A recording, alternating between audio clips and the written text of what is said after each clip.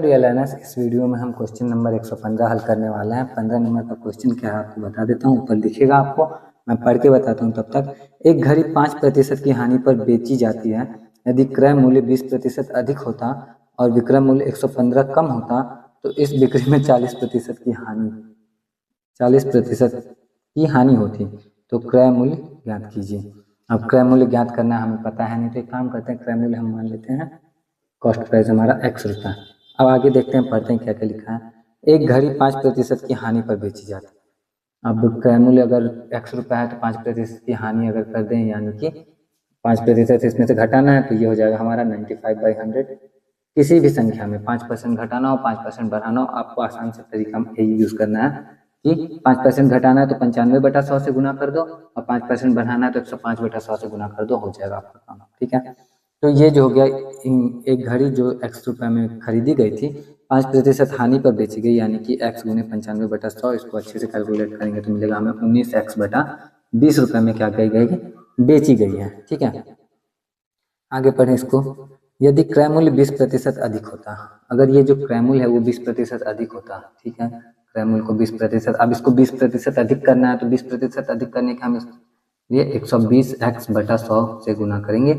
Cut पिट के ये हमारा कितना आ जाएगा, ये आ जाएगा 6x/5। अगर क्रय मूल्य इतना होता, ठीक, आगे, और विक्रय मूल्य 115 कम होता, ये जो विक्रय मूल्य है हमारा ये 115 कम होता है, यानी माइनस नया, ये नया क्रय मूल्य है और नया विक्रय मूल्य जो आ रहा है हमारा वो आ रहा है इसमें से 115 माइनस, यानी कि 19x/20 माइनस 115। ठीक है, तो इस बिक्री में 40% की हानि होती है। तो अगर क्रय मूल्य इतना और विक्रय मूल्य इतना, तो हानि होता 40% का।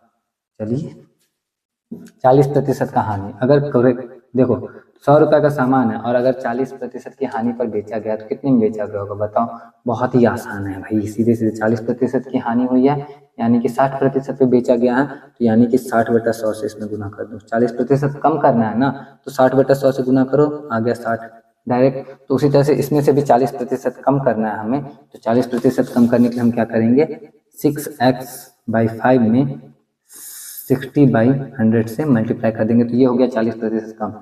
ये हमारा नया क्रय मूल्य था कि अगर क्रय मूल्य इतना होता और विक्रय मूल्य इतना होता तो 40% की हानि होती। तो क्रय मूल्य में से क्या किया, 40% तो हमने कम कर दिया, तो 40% कम करने की हानि हो गई है, तो विक्रय मूल्य इसके बराबर ये होना चाहिए। तो बराबर में हम लिखते हैं 19x/20 माइनस में 115।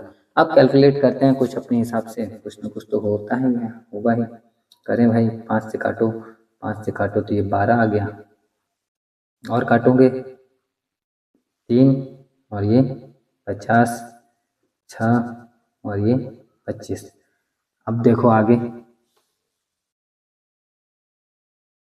ऊपर हो गया हमारा 6 18x बटा नीचे 25 तो है ही, बराबर की इस तरफ 19x माइनस 115 गुने 20/20।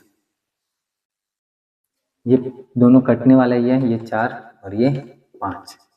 अब क्रॉस मल्टीप्लाई कर सकते हैं हम आराम से, तो हमें मिलेगा 18 चौक 72x बराबर 19 पचे 95x माइनस ये जितना भी है उसमें 5 से गुना, तो 115 गुने 20।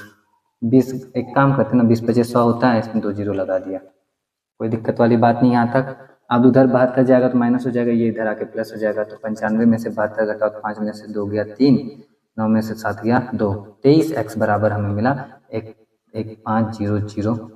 23 पचे होता है 115, x बराबर हमें मिल गया 500 रुपये। तो x बराबर 500 रुपये है, यानी कि कॉस्ट प्राइस जो है वो कितना होगा, क्रय मूल्य जो होगा घड़ी का वो 500 रुपये होगा। और 500 रुपये हमारे कौन से ऑप्शन में है, तो 500 रुपये ऑप्शन ए में है, तो ऑप्शन ए हमारा आंसर हो जाएगा। उम्मीद करता हूँ आपको अच्छे से समझ में आया हो। अगर आया है तो वीडियो को लाइक कर देना और कमेंट करके भी बताना कि आपके लिए वीडियो हेल्पफुल रही नहीं रही। बाकी आज की वीडियो के लिए इतना ही, मैं मिलता हूँ आपसे नेक्स्ट वीडियो में। टिल देन अपना ख्याल रखना, अच्छे से पढ़ाई करना। जय हिंद।